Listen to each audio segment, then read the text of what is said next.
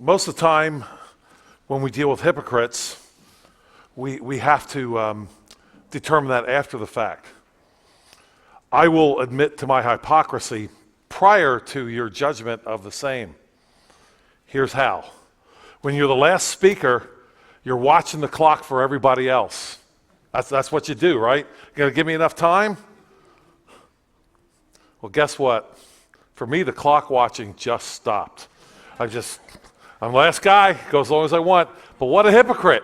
I'm everybody else watching them, and now when it's my turn, I'm going to go as long as I feel like it. Not quite. My topic for you today, which I'm looking forward to sharing with you, and thank you so much for being here. I'm glad, happy to be with you, happy for the work that so many have put into to organize this mini conference. My topic, will justice ever be established? This comes up all the time, right? Okay, you're talking, what are you going to do about it? What's to be done? Some will say, okay, that sounds great, guys, but it'll never happen, so who cares? And what I'm going to do is I'm going to present the postmillennial case that justice will roll down like waters, and the glory of the Lord will cover the earth as the water covers the sea. That will happen. Some will say this can never happen. I submit to you that it already has. Do you understand the benefits that we live with today? Do you get it? Do you understand it? How have we enjoyed these benefits already? From whence did they come? There's just a few things I want to talk to you about before I get into my message here, if you will. One is from a book by John Paton. I want to read here this briefly for you, if I can find the spot here. I have all kinds of markers, and I know that my glasses were handed to me on the way up. What did I do with them? You know, I had them on the way here. I truly did. Oh, here we go. Yeah, a little bit of irony there, looking for your glasses. Well, you know, if you have to look for your glasses, you probably can't say anything anyway. Yeah. I'm going to ask you, here's the question I want to ask you. I'm going to talk to you about John Paton as a missionary in the New Hebrides Islands. I want to ask you how in the world justice is supposed to be administered here. Now, what happened is John Paton, the missionary, is trying to improve his house, and a young man named Yoweli comes, and he cuts down he threatens him with an axe. He cuts down his banana trees, cuts down his fence. And John Paton, the missionary, says, I want you guys to administer justice. I want you to listen to this. He goes to the village fathers, if you will, and he says this: much speech making as usual followed. That's usually how we solve things, right? Let's make a speech. That should fix it. Much speech making followed as usual. The people resolved to seize and punish Yoweli, that's the young man that did this, but he fled and had hid himself in the bush. Coming to me, the chief said, it is left to you to say what shall be Yoweli's punishment. Now, remember, Yoweli had attacked the missionary, if we call this an attack, by cutting down part of his fence and cutting down his banana trees. It is left to you to say what shall be Yoweli's punishment. Shall we kill him? Why not? If you're a natural law theorist, why not? I replied firmly, certainly not. Only for murder can life be lawfully taken away. What then, they continued, shall we burn his houses and destroy his plantations? I answered, no. Shall we bind him and beat him? No. Shall we place him this is my favorite. Shall we place him in a canoe, thrust him out to sea, and let him drown or escape as he may? No, by no means. Then Missy, that's what they call a missionary. Missy, they said, these are our ways of punishing. What other punishment remains that Yoweli cares for? I replied, make him with his own hands and alone put up a new fence and restore all that he has destroyed, and make him promise publicly that he will cease all evil conduct towards us in the future. That will satisfy me. How in the world can you get that idea for a punishment for Yoweli? How can you do that? I submit to you, you can only do that with an open Bible, and that's it, my friends. There is just no other way you're going to do this. So we ask. We get this all the time. Hey, you post-mill guys, you theonomists, whatever you guys say you are, what's going to happen? Sounds really good. What are you going to implement? And I say, we already have. And we don't realize it. And we give God and His Word no credit at all. As if we're the ones that somehow made it from this crazy punishment for your wheelie into an idea of like restitution, as we've already heard. The point was already made. Some $10,000 is sold or stolen. Let's send them to jail. That should fix it.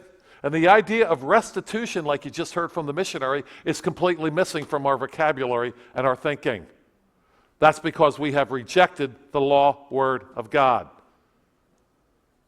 Another book here, which I'll just reference briefly, I won't read from it, called Dominion by a man named Tom Holland, talks about the fact that it was Christians who first questioned slavery hundreds and hundreds of years ago. Now, we want to give ourselves credit because we don't believe in slavery. We do. Forced taxation is a form of slavery. It just is. Because it's the property of another, it's the property of a man in labor. And right now, every one of you, when you work, the state owns part of your property. That's just the way it is. But Tom Holland has a different idea of this and talks about the fact that Basil and Gregory, ancient saints of God, good men, questioned this whole idea of slavery way, way back. What do you think? Where do you think this came from? How can we stand around and ask, well, I don't know if theonomy really works. God's law, I don't know if it works. It's already worked. Can we stop it? How in the world can we even get a question anymore? Sitting around with our arms folded like, I don't know, we got man's law, like God's law here. Why don't you explain to me how this actually works? God's law's on trial? What is wrong with us? And we know it will work because it already has. Can we get that through our heads? Please. Please. I want to present for you from historian Otto Scott. It's chapter 1 of the Great Christian Revolution. He says this: many scholars admire what J.C. Stobart called the grandeur that was Rome and the glory that was Greece. That grandeur was based on slavery, used torture as an instrument of the courts, and human sacrifice as part of religion and politics. Such sacrifices, says Lord Acton, were the turning point of which paganism passed from morality into wickedness. Such abominations were labeled diabolic by the Israelites and the early Christians. The Hebrew word for pagan deities in the Bible is translated 3 ways: demons, idols, or vanities. Virtually all classical scholars shrink from describing the lack of individual rights under paganism and are remarkably silent about paganism's human sacrifices. When the eminent English historian Macaulay, an ardent admirer of ancient Greece and Rome, denied that human sacrifices were conducted throughout the span of both these societies, Greece and Rome, Lord Acton wrote a memorable, irrefutable essay to disabuse him. Euripides described the Greek sacrifice of some name I can't pronounce. Herodotus described human sacrifices in Egypt. Plato spoke of human sacrifices as a common custom. In Rome, sacrifices for magical purposes were outlawed from 95 BC, but human sacrifices for religious and political reasons were conducted in public for as long as Rome was pagan. In 63 BC, Catiline and his accomplices sacrificed a boy and ate his bloody flesh to ratify their oath of conspiracy. Julius Caesar sacrificed mutineers in the name of Mars. And on it goes. There's much more to say, but I think you've heard enough. And we sit around and ask if theonomy works. What is wrong with us?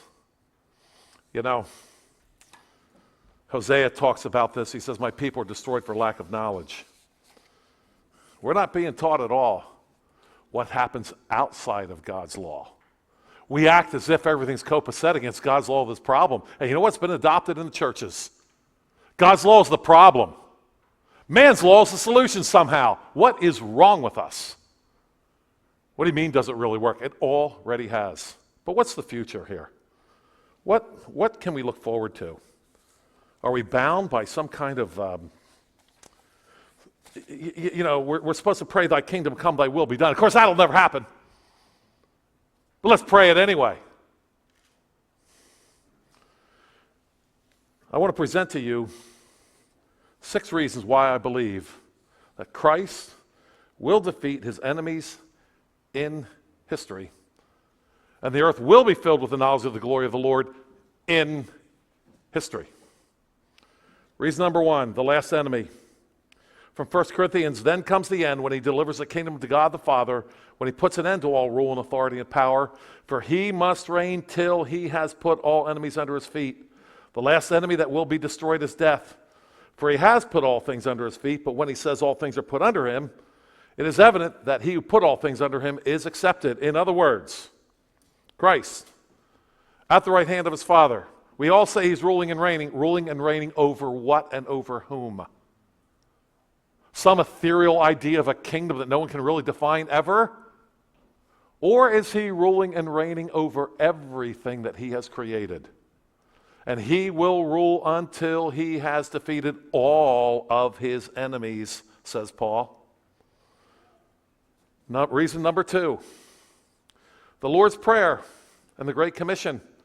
So he said to them, when you pray, say, Our Father in heaven, hallowed be your name, your kingdom come, your will be done on earth as it is in heaven. Quite a prayer. Hallowed be your name in earth as it is in heaven. And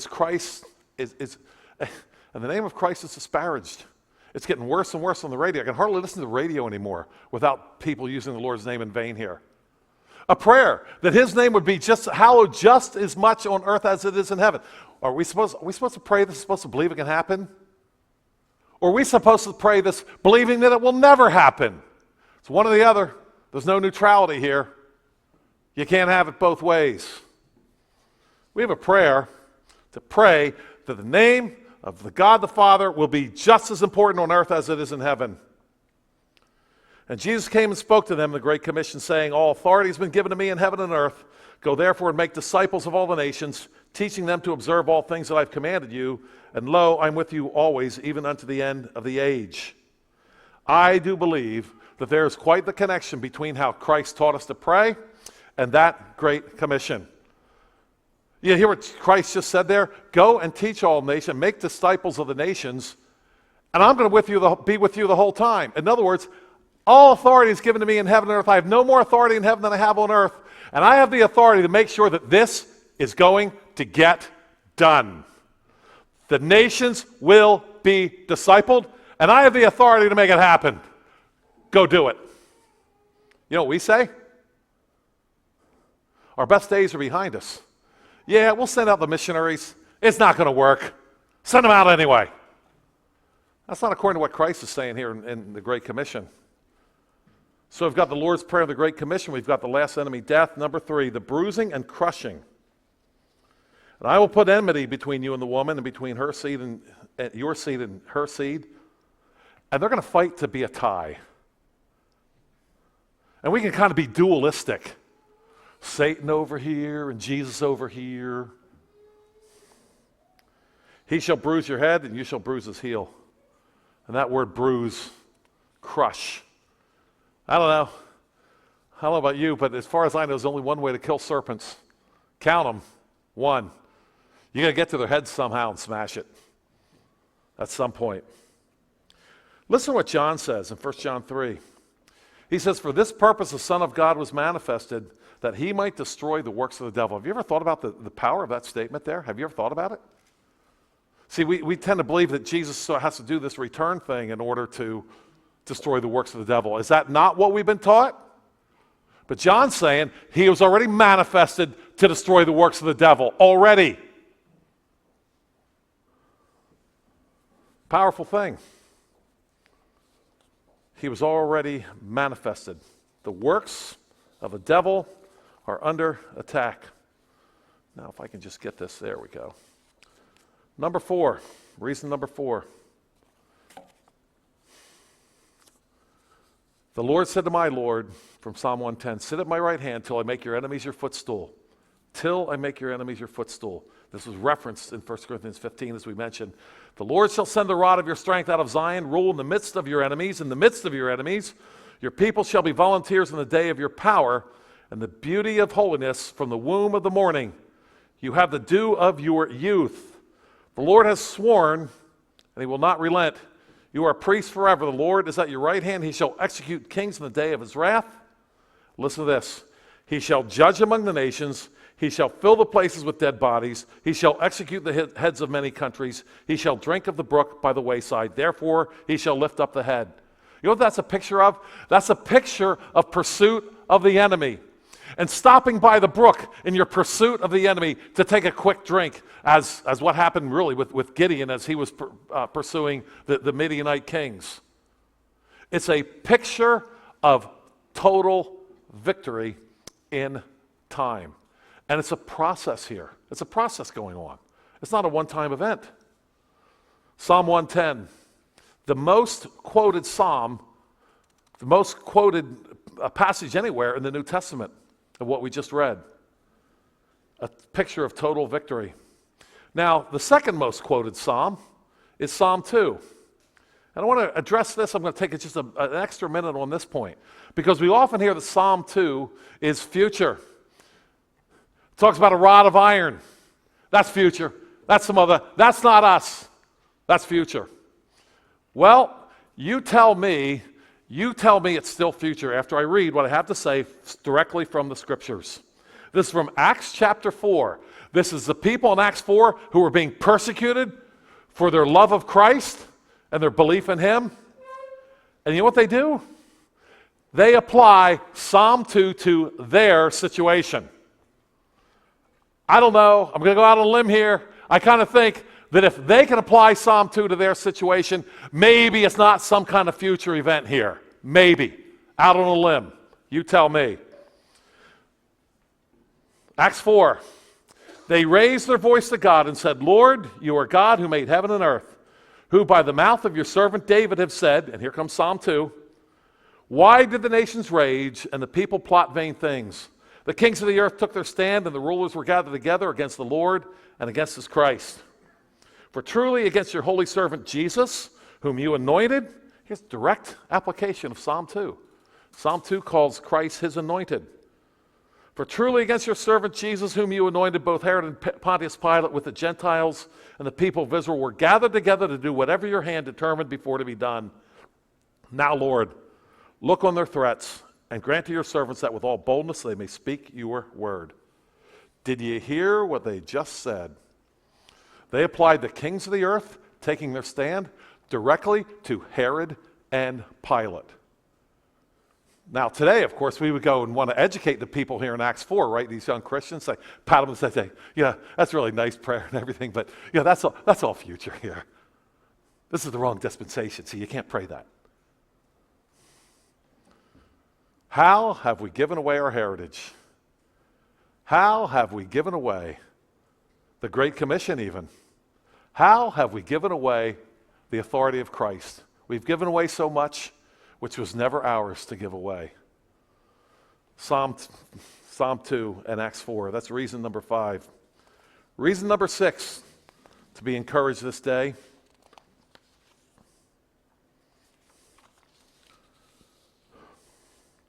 The kingdom expands gradually. Then the iron, the clay, the bronze, the silver, and the gold, this is from Daniel, were crushed together and became like chaff from the summer threshing floors. The wind carried them away so that no trace of them was found. And the stone that struck the image became a great mountain and filled the whole earth. The entire earth. These great kingdoms of the world, these great kings that looked like they couldn't be moved, it became like chaff. One thing, I'm no farmer, but I understand when the wind drives away the chaff, it's kind of hard to find again. You can't go collect it. It's gone. Meanwhile, we have the stone that struck the image filling the entire earth. And it starts out small. It doesn't start that big, huge boulder smashing the lights out of everything. It starts out small. Sounds like the crucifixion, doesn't it? Also, but when Jesus knew it, from Matthew 12, quoting Isaiah, but when Jesus knew it, he withdrew from there, and great multitudes followed him. And he healed them all, yet he warned them not to make him known, that it might be fulfilled, which was spoken by Isaiah the prophet, saying, listen to this prophecy that Christ quotes. You doubt the victory of Christ in history? You doubt it? Do you? Behold, my servant whom I have chosen, my beloved, I will put my spirit upon him, and he will declare justice to the Gentiles. He will not quarrel nor cry out, nor will anyone hear his voice in the streets.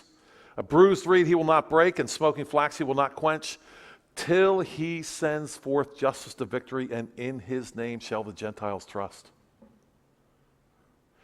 He's not quitting until justice is victorious in this earth.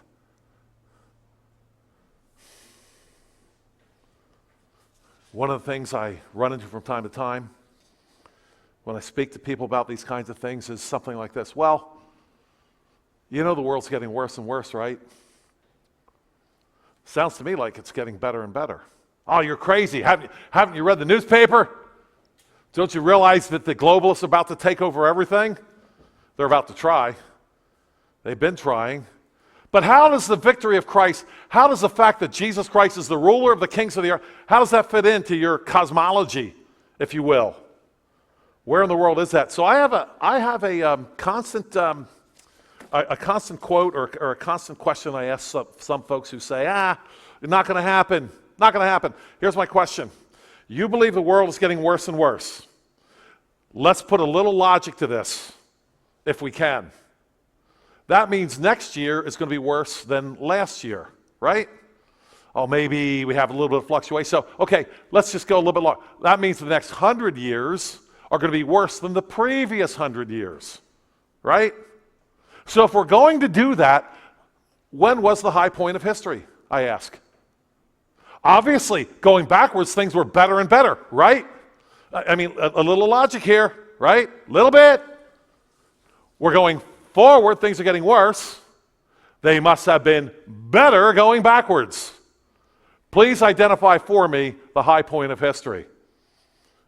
I've got kind of some weird answers to that. One of them was that I got was, well, the founding of America was the high point of history. But you really can't do that theologically, right? Because then things were getting better and better until the founding of America. Now they're getting worse and worse. I challenge that point. I challenge anyone with that point. You think things are getting worse and worse? Good. Tell me when the high point of history was. Tell me when things began to get worse. Because they must have been pretty good back then. Well, what difference does it make? What are we talking about here in terms of what to do? A few points. First of all, our King, Christ, rules even the civil magistrate. This is a great point that is missed all the time. Our idea of the civil magistrate is that he is okay to break whatever points of God's law he wants as long as he goes to church on Sunday and prayed a prayer or something. In other words, in his personal life, what does this sound like? In his personal life, he's got to believe in Jesus. But in his public life, he can do whatever he wants. Is that our Christian idea of the reign of Christ over all? Who else, I ask you, who else gets a free pass in their public life? Except for civil magistrates. I'm telling you, in our Christian circles, our Christian ideas today, I am telling you that we have given a pass to so-called Christian magistrates in their public work. It's okay. You can do whatever you want. Yeah, I always think of Herod here, right? Herod would have had a better time with our present pastors and our present theology than the time when he lived, right? Herod's threatened by this king of the Jews. We should have had today's theologians do a time travel back to Herod, right? pat him on the head, no, Herod, he's just a spiritual king. You're a murderer, and he was a murderer. If you know anything about him, he was a serious murderer. That man murdered some serious people. It's okay, Herod. You're a king. You can go on murdering whoever you want. You just have to believe in Jesus spiritually. I think that's what our present-day theologians would tell him. But Herod saw the point. He understood that this king apparently had some jurisdiction over him in his capacity as a civil magistrate. My friend Matt Kennitzer, who you heard from earlier today, I don't know, maybe some of you other guys might have done a better job with this. Poor Matt. You're not an actor, are you, Matt? Yeah, I forced him into being an actor in a presentation. And here's what the presentation was. We did a little skit, and I was Herod, and Matt was John the Baptist. Remember this, Matt? Yeah. And and so what happened was he came to me, I was Herod, and he told me that I couldn't have my brother's wife. And I asked him who in the world he thought he was. He says, well, God's law says you can't do it. I said, God's law, what are you kidding me? And I said, don't your theologians, Matt, tell you that you're supposed to be a two-kingdom theologian here? Jesus, who you say you support, he's the king in the spiritual realm. But right here, where there's dirt and grass and mud, I'm king. And you can tell your king that I'm king, and he can do a spiritual thing, but I'm doing something different here. And I threw Matt out of my office, being the two-kingdom theologian that he was pretending to be. Clearly, John the Baptist is no two-kingdom theologian. He actually thought that God said, Herod, no matter how smart he thought he was, he can't have his brother's wife. It doesn't matter what he believes. God says he can't do it. What's holding us back? What's our problem? I want to read to you from a kid's book here. I think there's two problems. Seeker opened his window and took a deep breath of the fresh morning air. Perfect, he thought. I can't wait to get on the roller coaster again today. With both hands cupped under his chin, Seeker dreamily looked out the window. In the distance, he could see the flags at the Carnelsville, like a carnival, Carnelsville, of selfishness waving brightly. Yesterday, like so many other days, Seeker and his friends had spent most of their time in the Carnelsville thinking only about themselves. The clowns of the Carnelsville had introduced a new roller coaster yesterday and encouraged the children to ride it as many times as they wanted. And they had handed out huge free samples of candy. The Carnelsville candy was made from the clown's own special secret recipe. It was so delicious that the more the children ate, the more they wanted to eat. At night, even though their stomachs felt terribly sick, all they could think of was going again the next day to the Carnelsville to eat more candy. I submit to you that our pagan institutions, which we've erected here in America, starting with government schools but not ending that, it's just the candy, right? It's just like all these cool things. We have these massive court systems which take justice so far away. Try to get justice. You better have about $50,000. All these massive things that we've grown up with and have become used to. It's like candy to us. We know they stink. We know there's horrible things coming out of these things, but it's just us. And we feel like so good and secure that we have all these institutions all around us all the time. And we eat this candy. It gives us upset stomach and even worse. But we can't imagine ourselves without it. It's time to start thinking about the way. It's time to start thinking about stepping out on the law word of God. Because what we have now is just death, destruction, steal, kill, destroy. And speaking of government schools, no one's better at stealing, killing, and destroying. Yeah, I got a kick out of this. I remember when we homeschooled back, would have been in the late 80s, early 90s. I remember thinking about this. And my wife and I, we had some conflict with the local school authorities, if you will. Back then, you probably had more conflict than you do now. And we had some conflict, and they were telling us certain things we had to do and so forth. I remember thinking about this, and we went to a couple meetings and told them they were out of line. And they backed off, thankfully. But I remember thinking about this. Steal, kill, destroy. The government schools. You know what? I thought about this. You know, my wife and I were good enough when the kids were little, right? We're good enough to stay up all night with them, change their diapers, clean up their messes. Have you ever even tried to feed a 1.5-year-old even Cheerios? And they're supposed to stay on the tray in the high chair? They never stay in the tray. You always know where the child ate the Cheerios. You can tell later. But we're good enough for that, my wife and I. We're good enough to change the diaper, feed the Cheerios, clean up the floor afterwards, stay up all night, clean up the after they're sick, clean up those. We're good enough for all that stuff, right? But when they're old enough to not do that anymore, to not be a mess anymore, the state comes along and says, oh, thank you very much. We'll take over from here. And all they're good for is stealing and killing and destroying. But that's our social candy, isn't it? Why, what if we didn't have any more Friday night football games? Or whatever. There's another reason. Those three men that were facing the fiery furnace, facing down the most powerful man in the world at that time, Nebuchadnezzar. Babylon was the most powerful empire.